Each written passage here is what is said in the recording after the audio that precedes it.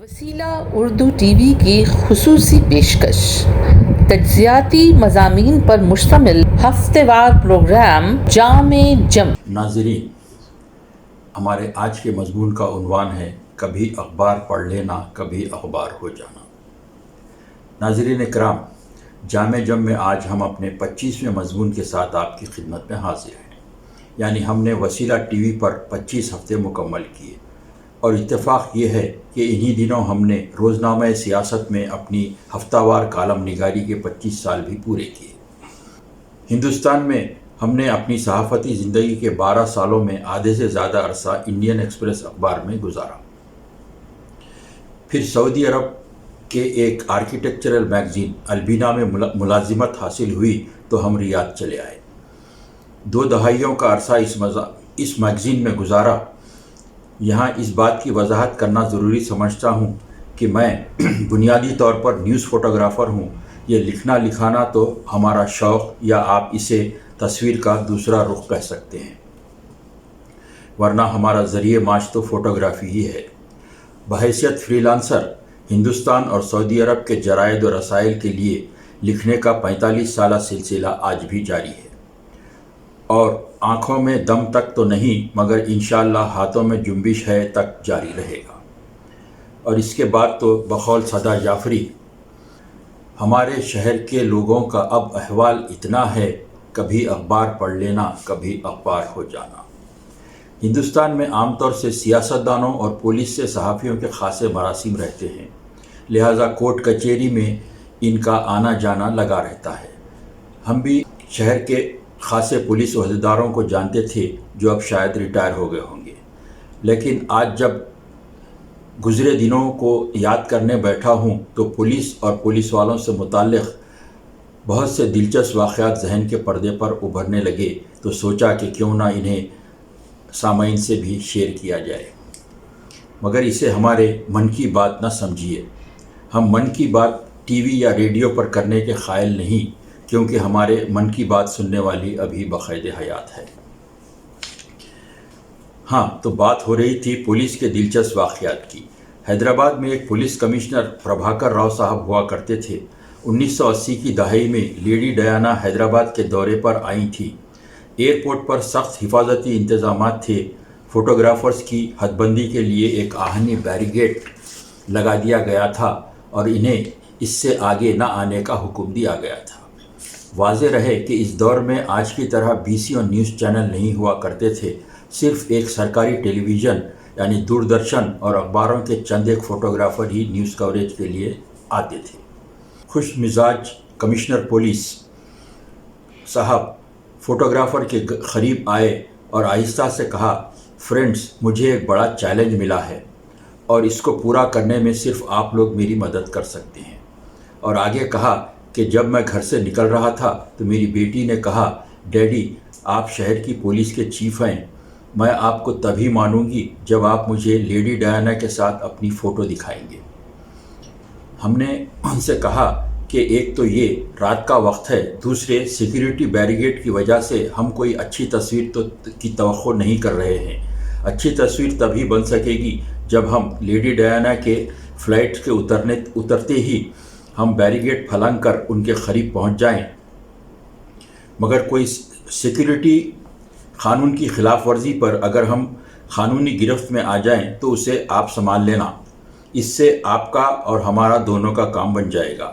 Commissioner صاحب نے منہ سے کچھ نہیں کہا، مگر اپنی مسکراہٹ سے رضامندی کا اظہار کرتے ہوئے چلے گئے، اور پلان کے مطابق ہم نے اپنا کام کیا۔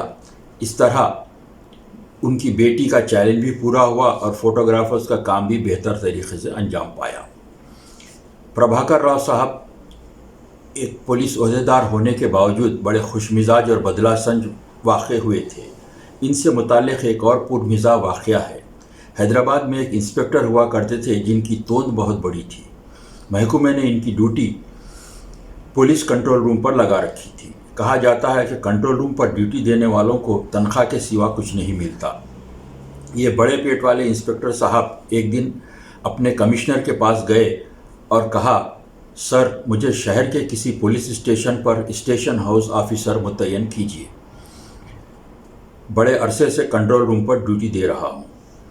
कमिश्नर साहब ने इंस्पेक्टर को नीचे से ऊपर तक देखा और मुस्कुराकर कहा, अपने बेकाबू पेट की वजह से तुम अपने पैर तक नहीं देख सकते, पुलिस स्टेशन के तहत आने वाले इलाके पर क्या नज़र रखोगे। इस पर इंस्पेक्टर बेचारा अपना सा मुंह लेकर बल्कि अपना सा पेट लेकर वापस हो गया। हजरात, सुना कि पुलिस टीम ने एक मुजरिम के घर धावा किया। मुजरिम दौड़कर बच्चे के झूले में दूध की बोतल मुंह में लेकर लेट गया। पुलिस एहलकार ने पूछा, ये क्या कर रहा है? तो मुजरिम तोतलाते हुए बोला, अंकल मैं दूध पी रहा हूँ। तो पुलिस वाले ने कहा, ठीक है बेटे, जल्दी से दूध पी लो, फिर हम पोम में जाएंगे। इस पुलिस एहलकार ने बड़ी खुशमिजाजी का मुजाहरा किया, वरना पुलिस तो हमेशा गोली और गाली से लैस रहती है। इनकी गुफ्तगू में तो हर तीसरा लफ्ज़ मुगल्लिज़ होता है। इनकी गुफ्तगू सुनकर ऐसा लगता है कि गाली देना इनके फ़राइज़ मनसबी में दाखिल है या इन्हें ये ज़बान ट्रेनिंग के दौरान सिखाई जाती है। हमने किसी से इसकी वजह दरियाफ़्त की तो उन्होंने बताया कि गाली पुलिस दे या कोई और, इससे उन लोगों के इल्म में इजाफ़ा होता है जो ह्यूमन बायोलॉजी एनाटॉमी नहीं पढ़े हैं। वो लोग मुखल्लिस गालियों से इस इल्म की सूझबूझ हासिल कर लेते हैं। हजरत, रुश्वतखोरी एक आम बुराई या बीमारी हो गई है। इसका लेना और देना इस कदर आम हो गया है कि अब ये गलतुल आम फसीह की तरह हमारे समाज में एक काबिल कबूल बुराई हो गई है। मगर रुश्वतखोरी के लिए महकमा पुलिस सबसे ज़्यादा बदनाम है। यहाँ इनकी मिसालें पेश करने की बजाय बस एक लतीफ़े से काम चला लेते हैं। एक कंजूस किस्म का पुलिस एहलकार सोया हुआ था। इसकी बीवी ने तकिए के नीचे से इसका बटवा निकाला। कुछ आहट हुई तो पुलिस वाले की आंख खुल गई। उसने बीवी से कहा, इस जुर्म के लिए तुम्हें ताज़ीरात हिंद की दफ़ा फलां फलां के तहत जेल हो सकती है। बीवी ने बटवे से कुछ नोट निकालकर उसे थमाते हुए कहा, ये रखो और मामला यहीं रफा दफा करो। पुलिस वाले ने नोट जेब में डाले और फिर सो गया। हजरत, जब हम हिंदुस्तान में मैदान सहाफ़त में थे तो बहुत से पुलिस एहलकारों और ओहदेदारों से खासे मरासिम थे, मगर 30 साल क़ब्ल सऊदी अरब मुंतकिल होने के बाद किसी से राब्ता नहीं रहा। वैसे अब तो वो सारे रिटायर भी हो चुके होंगे। फिर कोई 25 साल बाद एक IPS ऑफिसर से रियाद में मुलाकात हुई, यानी जब बम्बई के पुलिस कमिश्नर अहमद जावेद साहब बहैसियत सफ़ीर हिंद सऊदी अरब मुतय्यन किए गए। वैसे अहमद जावेद साहब से क़बल जो बम्बई के पुलिस कमिश्नर और फिर डायरेक्टर जनरल हुए थे, जनाब हसन गफ़ूर से भी हमारे मरासिम थे। हसन गफ़ूर के छोटे भाई अली ख्वाजा हमारे बहुत करीबी और बेतकल्लुफ़ दोस्त थे, जो हैदराबाद में एक बड़े बिजनेसमैन के अलावा एक अंग्रेज़ी हफ्तावार के एडिटर और नाशिर थे। अहमद जावेद के 3 साला दौर में हमारी इनसे काफ़ी क़ुर्बत भी हो गई थी। वो हमारी तहरीरों से मुतासिर भी थे। दुनिया के दीगर ममालिक में बसे हिंदुस्तानी इन ममालिक में मुख्तलिफ़ शोबों में खिदमात से मुल्क का नाम रोशन करते हैं तो इन्हें हुकूमत हिंद की जानिब से प्रवासी भारतीय अवार्ड दिया जाता है।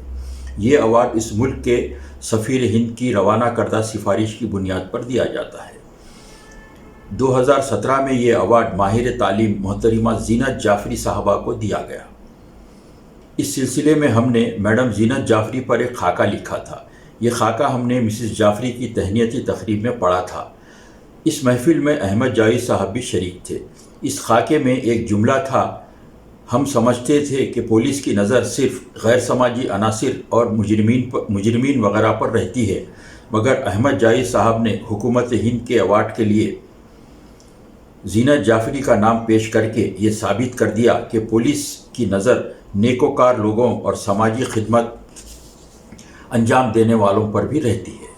हमारे इस मजमून के बाद जब अहमद जावेद साहब ने महफिल को मुखातिब किया तो हमारे मुतज़क्किरा जुमले को दोहराकर पुलिस की छवि बेहतर करने के लिए हमारी और हमारे खाके की काफ़ी सताइश की। जीनत जाफरी पर लिखे इस खाके में लिखी एक दिल्लगी की बात पर हम आज अपनी गुफ्तगू ख़त्म करेंगे।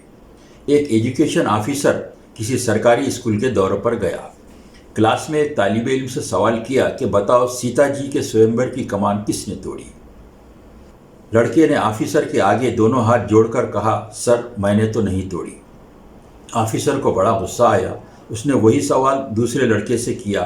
اس لڑکے نے دونوں کان پکڑ کر کہا، سر آپ میرے ماسٹر صاحب سے پوچھ لیں، میں 1 ہفتے سے بیمار تھا، آج ہی اسکول آیا ہوں۔ اس پر آفیسر جھلا اٹھا اور ٹیچر سے مخاطب ہو کر کہا کہ یہ کیا ہو رہا ہے؟ ٹیچر نے لجائی ہوئی آواز میں کہا، سر معاف کر دیں، بچے ہیں، غلطی ہو گئی ہوگی۔ اب آفیسر آپے سے باہر ہو گیا اور شدید غصے کے عالم میں ہیڈ ماسٹر کے پاس گیا اور سارا ماجرا سنایا۔ ہیڈ ماسٹر نے ہاتھ جوڑ کر کہا، حضور معذرت خواہ ہوں، کمان کے ٹوٹنے کا جو بھی مالی نقصان ہوا ہے میں اس کی تلافی اپنی جیب سے کر دوں گا۔ آپ اس معاملے کو یہیں ختم کر دیں۔ اب اس سے آگے ایجوکیشن آفیسر کے پاس کوئی چارہ نہ تھا، وہ پاؤں پٹکتا ہوا اسکول سے نکل گیا۔ اسی شام اپنے ایک دوست کے گھر اس سے ملنے گیا جو پولیس انسپکٹر تھے۔ کچھ دیر ادھر ادھر کی باتوں کے بعد ایجوکیشن آفیسر نے بڑے افسردہ لہجے میں اسکول کا قصہ سنایا۔ اس پر ان کے انسپکٹر دوست نے کہا، یار آپ کو اتنا جی جلانے کی کیا ضرورت تھی؟ مجھے فون کر دیتے، میں 2 کانسٹیبل بھیج دیتا، 2 منٹ میں مجرم سامنے آ جاتا۔ حضرات، جرم قبولوانے کے معاملے میں ہماری پولیس کافی شہرت رکھتی ہے، بلکہ وہ تو کسی بندے سے ناکردہ جرم بھی قبول کروا لیتی ہے۔ سنا کہ کسی وزیر صاحب نے پولیس اسٹیشن فون کر کے کہا کہ ان کا پالتو ہرن کہیں بھاگ گیا ہے۔ یہ ان کی بیٹی کا چہیتا ہرن تھا، اسے فوراً تلاش کیا جائے۔ وزیر صاحب کا حکم تھا، پولیس فوراً حرکت میں آ گئی۔ کافی تلاش کے بعد بھی ہرن نہ ملا۔ وزیر صاحب بہت ناراض ہوئے اور کہا کہ سارا جنگل چھان مارو، میری بیٹی غم سے ہلکان ہے۔ پولیس پارٹی جنگل کی طرف نکل گئی۔ شام سے پہلے وزیر صاحب کو فون پر اطلاع دی کہ ہرن مل گیا ہے اور کچھ دیر میں ان کے گھر حاضر کر دیا جائے گا۔ وزیر صاحب برآمدے میں بے چینی سے ٹہل رہے تھے کہ پولیس پارٹی گیٹ میں داخل ہوئی۔ وزیر صاحب نے حیرانی سے کہا، یہ کیا اٹھا لائے ہو؟ میں نے ہرن کھو جانے کی اطلاع دی تھی اور آپ لوگ یہ ہاتھی کا بچہ پکڑ لائے۔ پولیس اہلکار نے کہا، حضور آپ اسی سے پوچھ لیں۔ اس سے پہلے کہ کچھ اور کہا سنا جاتا، ہاتھی کا بچہ جو پولیس کے قبولوانے کے طریقے کو جھیل چکا تھا، اپنی سونڈ اٹھا کر سلام بجا لاتے ہوئے کہا، حضور آپ یقین جانیے میں ہرن ہی ہوں۔ شکریہ۔ وسیلہ اردو ٹی وی کی خصوصی پیشکش، تجزیاتی مضامین پر مشتمل ہفتہ وار پروگرام جام جم، اسلاموفوبیا، فرانس اور اسلام، تحریر ڈاکٹر عبدالقیوم، ایسوسی ایٹ پروفیسر مانو، پیشکش ڈاکٹر زرینہ مہر۔ آج کل اسلاموفوبیا کی اصطلاح اور اس کا استعمال اسلام اور مسلمانوں دونوں کے خلاف ہونے لگا ہے۔ یہ اصطلاح یونانی لفظ فوبوس سے ماخوذ ہے، جس کے معنی خوف کے ہیں۔ اسلاموفوبیا اسلام کے نام پر پوری دنیا میں خوف و ہراس پیدا کی جانے والی ایسی کوشش ہے جسے ساری دنیا میں جمہوری نظاموں میں سیاستدان اسلام کو انتخابات جیتنے کے لیے ایک ہتھیار کے طور پر استعمال کرتے ہیں، خصوصاً جہاں مسلمان اقلیتی موقف رکھتے ہیں۔ اسلاموفوبیا اسلام کے خلاف خوف، نفرت یا تعصب کو کہتے ہیں، جس کا مقصد کسی مذہبی، اسلامی، قومی یا نسلی شناخت کے گروہ کی موجودگی کو ختم کرنا ہوتا ہے۔ یہ اصطلاح زینوفوبیا کے متبادل طور پر استعمال کی جا رہی ہے، جس کا مقصد حکومت اسلام اور اس کے ماننے والوں کے خلاف خوف پیدا کر کے اپنے مقصد کو حاصل کرنا ہوتا ہے۔ یہ احساسات اور رویے کا نام ہی ہے۔ عام معنوں میں یہ اسلام اور مسلمانوں کے خلاف نفرت اور انہیں اپنی قومی شناخت سے علیحدہ کرتے ہوئے یا تو انہیں اپنی اکثریت میں ضم ہونے اور اپنے مذہب، عقیدہ اور عادتوں کو چھوڑنے کے لیے مجبور کرتا ہے۔ آکسفورڈ انگلش ڈکشنری کے مطابق اس اصطلاح سے مراد گہری عدم چاہت اور اسلام کا خوف، خصوصاً سیاسی قوت کے طور پر مسلمانوں کی مخالفت یا ان سے تعصب ہے۔ 1990 کے دہے میں اس اصطلاح کا ترجمہ عربی میں رہاب الاسلام یعنی اسلام کا خوف کیا گیا تھا۔ تاہم ستمبر 2011 کے نیو یارک کے جڑواں ٹاورز پر حملہ ہونے کے بعد سے امریکہ اور دنیا کو اسلام اور مسلمانوں کو دہشت گردی سے جوڑ کر دیکھنے کی عادت پڑ گئی ہے اور یہ اصطلاح زبان زد عام ہو گئی۔ مختصر یہ کہ فوبیا کسی چیز کا نامعقول خوف جس سے کوئی طبعی نقصان نہیں ہوتا اور جس کو مخالف گروہ استعمال کرتے ہوئے اپنے مفادات کو حاصل کرنا چاہتا ہے۔ فرانس یورپین یونین کی دوسری اور دنیا کی 7ویں بڑی معیشت کا حامل ملک ہے۔ یہ ہندوستان کی طرح مخلوط معیشت اور سیکولرزم کا حامل ملک ہے۔ قانون 1905 کی دفعہ 2 کے مطابق فرانس کا کوئی مذہب نہیں ہوگا۔ اس قانون کے ذریعے مملکت کو چرچ سے علیحدہ کیا گیا ہے۔ یہی وجہ ہے کہ فرانس میں اسلام عیسائیت کے بعد دوسرا بڑا مذہب ہے۔ جولائی 2019 کے اعداد و شمار کے مطابق فرانس کی کل آبادی 66 ملین ہے اور مسلم آبادی 8.4 ملین ہے، جو کہ جملہ آبادی کا 8.8% ہوتی ہے۔ فرانس کی 1872 کے قانون کے مطابق مردم شماری میں عوام سے ان کا مذہب نہیں پوچھا جا سکتا، چنانچہ فرانس میں مسلم آبادی کے متعلق صحیح اعداد و شمار بتانے سے حکومت بھی قاصر ہے۔ پیو ریسرچ سینٹر کے مطابق 2050 تک مسلم آبادی فرانس کی جملہ آبادی کا 12.7% ہوگی۔ یہاں کی مسلم آبادی میں زیادہ تر آبادی فرانس کے سابقہ نوآبادیات خصوصاً الجیریا، مغربی افریقی ممالک مراکش اور تیونس سے گزشتہ صدی کی 7ویں اور 8ویں دہائیوں کے دوران آئی آبادی ہے۔ اب ان کی دوسری اور تیسری پیڑھی فرانس کی شہریت کے ساتھ رہ رہی ہے۔ 1091 سے 1271 تک چلنے والی صلیبی جنگوں کو لگتا ہے کہ یورپ ان جنگوں میں ہوئی اپنی شکست کو بھلا نہیں پایا ہے، جس کی وجہ سے وہ آج اسلام کے خلاف مورچہ بندی کی غرض سے مختلف بہانوں کے ساتھ اسلاموفوبیا پھیلا رہا ہے۔ چنانچہ 2017 کے ایک سروے کے مطابق 74% فرانس کے مسلمانوں کا کہنا تھا کہ ان کے لیے اپنے مذہب کے مطابق زندگی گزارنا مشکل ہے۔ 1980 کے دہے سے مسلسل کئی صدور نے فرانس کے مطابق سیکولر اسلام کو تشکیل دینے کی کوششیں کی تھیں، تاہم وہ اس میں ناکام رہے۔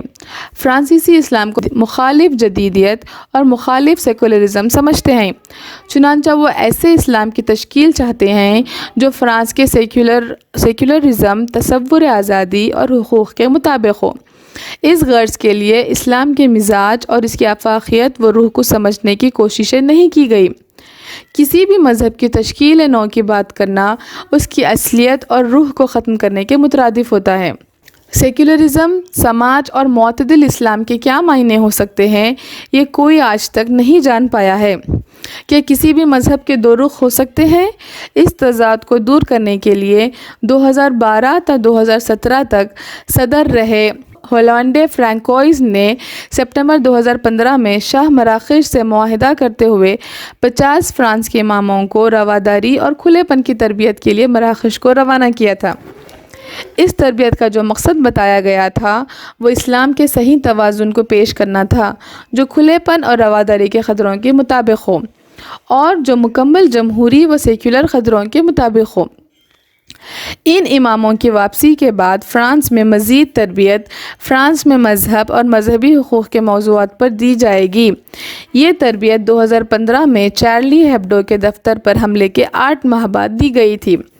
یہاں یہ تذکرہ بے محل نہیں ہوگا کہ الجیریا کی آزادی 1962 تک فرانس نے 15 لاکھ الجیریائی باشندوں کو، مراکش کی 1956 میں آزادی تک 19 لاکھ اور تیونس کی 1956 میں آزادی تک 1.5 لاکھ جانوں کی قربانی لے کر انہیں آزاد کرنے والا ملک حقوق آزادی، مساوات اور بھائی چارگی اپنے دستور کے بنیادی درس کو بھلا کر آج اسلام کو پابند سلاسل کرنے کی سوچ رہا ہے، جبکہ اس مذکورہ اصولوں کو سب سے پہلے اسلام نے ہی دیا تھا۔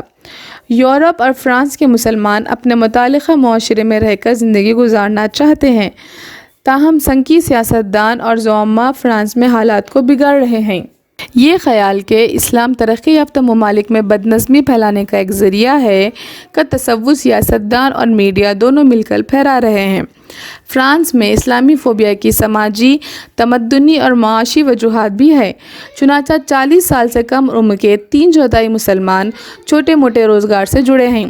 2003 سے خواتین کے حجاب پر پابندی تو تھی ہی، اس کے باوجود پورے بدن کو ڈھانکنے والے خواتین کے کپڑوں پر 2010 میں پارلیمنٹ نے پابندی لگائی، جس سے متعلقاً مسلم اور غیر مسلم سماج میں تناؤ اور دوریاں پیدا ہوئی۔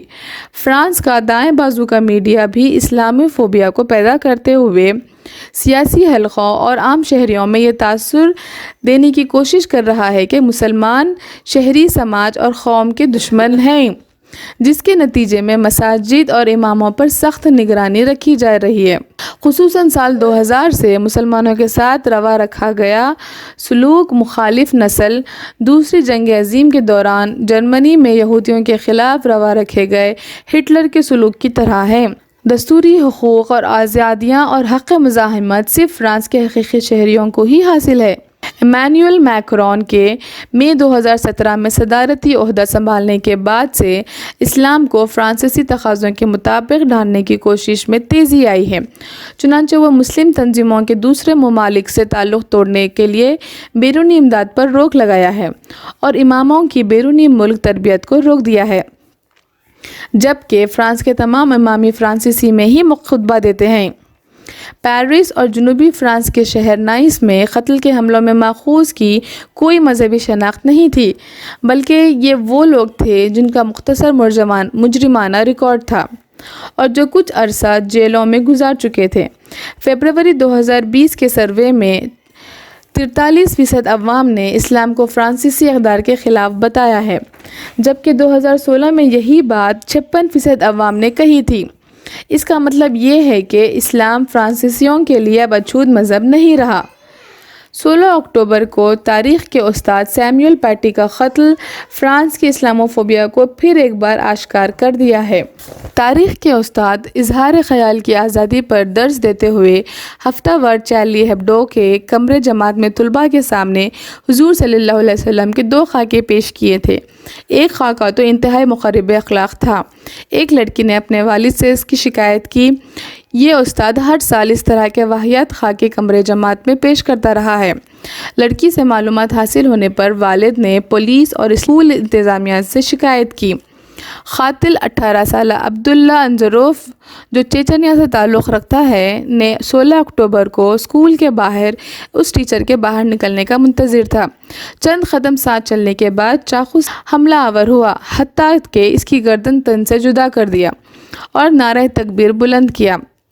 قریبی پولیس کے دستے نے اسے اپنی فائرنگ کا شکار بناتے ہوئے اسے ختم کر دیا۔ اس واقعے سے 2 ہفتے قبل پیرس شہر میں ایفل ٹاور کے قریب 2 مسلم باحجاب خواتین جو اپنے بچوں کے ساتھ تھیں کو ایک فرانسیسی نے انہیں گندی عرب کہہ کر مخاطب کرنے کے بعد چاقو گھونپ دیا، لیکن مجرم آج تک پکڑا نہیں جا سکا۔ ٹیچر کے قتل کے بعد میکرون نے فرانس میں انقلابی اسلام کے مذمت کرتے ہوئے اس کے خلاف جنگ چھیڑنے کا اعلان کیا، جس پر صدر ترکی اردوغان نے میکرون کو ذہنی مریض قرار دیتے ہوئے اس کے علاج کی ضرورت پر زور دیا۔ یورپی کونسل کے صدر چارلس میچل نے ترکی پر اشتعال دلانے کا الزام لگاتے ہوئے بحر روم میں ایک طرفہ بے عزتی کے اقدامات کے خلاف انتباہ دیتے ہوئے ترکی کے یورپین یونین میں شمولیت کی بات چیت کے پٹری سے اتر جانے کی بات کہی۔ اردوغان نے مسلم دنیا سے فرانسیسی مصنوعات کا بائیکاٹ کا مطالبہ کیا۔ اس کا اثر یہ ہوا کہ پورے عرب اور مسلم دنیا میں فرانسیسی مصنوعات کے بائیکاٹ پر عمل جاری ہے۔ اس صورتحال پر فرانس نے ترکی سے اپنے سفیر کو مشاورت کے لیے طلب کرنے کی بات کی ہے۔ وزیر اعظم پاکستان نے نہ صرف صدر میکرون پر اسلاموفوبیا کو پھیلانے کا الزام لگایا، بلکہ اپنے ملک میں موجود فرانسیسی سفیر مارک بیرٹی کو 26 اکتوبر کو طلب کرتے ہوئے خاکوں اور میکرون کے بیانات کے خلاف سخت احتجاج کیا۔ پاکستان کا موقف یہ ہے کہ اظہار خیال کی آزادی، عوامی جذبات پر حملوں، مذہبی عقیدوں اور بین مذہبی عقیدوں کے خلاف نفرت و تصادم پھیلانے اور نقصان پہنچانے کے لیے استعمال نہیں کیا جانا چاہیے۔ فرانس میں 2005 میں اکتوبر نومبر میں 3 ہفتوں تک پیرس کے مضافات میں ہوئے فسادات میں شمالی افریقہ کے عربی النسل نوجوانوں کے خلاف پولیس کراک ڈاؤن کے نتیجے میں فسادات پورے ملک میں پھیل گئے اور 3 ہفتوں تک ایمرجنسی کا نفاذ عمل میں لایا گیا۔ جس میں 18,000 سواریوں کو بھاری نقصان پہنچا اور قریب 8,000 افراد گرفتار کیے گئے۔ اس فساد کے بعد سے اسلاموفوبیا میں اضافہ ہوا۔ 7 جنوری 2015 میں ہفتہ وار اخبار چارلی ہیبڈو پر حملے کی وجہ سے 12 فرانسیسی بشمول اخبار کا ایڈیٹر ہلاک ہوا۔ فرانس میں مئی 2022 میں صدارتی انتخابات ہونے والے ہیں۔ صدر میکرون کو 2017 میں ہوئے انتخاب میں دوسرے رائے دہی میں منتخب قرار دیا گیا تھا۔ گزشتہ 3 سال کی اس کارکردگی غیر اطمینان بخش ہے۔ مختلف سروے جائزوں میں جو 22 ستمبر سے شروع ہوئی میں میکرون کو 50 سے 62% لوگوں نے آئندہ صدر کے طور پر قبول کرنے سے انکار کیا، اور اگر اس کی قبولیت کی ریٹنگ میں اضافہ نہیں ہوتا ہے تو آئندہ اپریل 2022 میں منعقد ہونے والے انتخاب میں صدارتی امیدوار نہیں بن سکے گا۔ اس لیے اطلاعات کے مطابق صدر میکرون کا نظم و نسق مسلم انجمنوں اور NGO کو بند کرنے کے لیے ایک قانون لا رہا ہے، جس سے مسلمانوں میں خوف و ہراس کی کیفیت پیدا ہو گئی ہے۔ لیون شہر میں ایک مسجد کو جلا دیا گیا اور 50 اماموں کو ملک سے نکال کر ان کے ملکوں کو بھیجا گیا۔ مقامی باشندوں میں مسلمانوں کے خلاف نفرت کو ابھارا جا رہا ہے۔ عوام میں انقلابی مسلمانوں کو لے کر پورے مسلمان آبادی کے خلاف نفرت کو پھیلانا ہٹلر کی پالیسی کا حصہ ہے، جو یہودیوں کے خلاف اپنا کر یہودیوں کا قتل عام کروایا تھا۔ اس مختصر جائزے سے ہمیں یہ سبق ملتا ہے کہ ہم بہر صورت اسلاموفوبیا کے خوف میں مبتلا ہو کر کوئی دہشت گردانہ سرگرمی کا مظاہرہ نہ کریں، بلکہ صبر و تحمل سے کام لیتے ہوئے مخالف طاقتوں کی جانب سے پھیلائے جانے والے اسلاموفوبیا کا ازالہ کریں۔ کہ محمد سے وفا تو ہم تیرے ہیں، یہ جہاں چیز ہے کیا لوح و قلم تیرے ہیں۔ وسیلہ اردو ٹی وی کی خصوصی پیشکش، تجزیاتی مضامین پر مشتمل ہفتہ وار پروگرام جام جم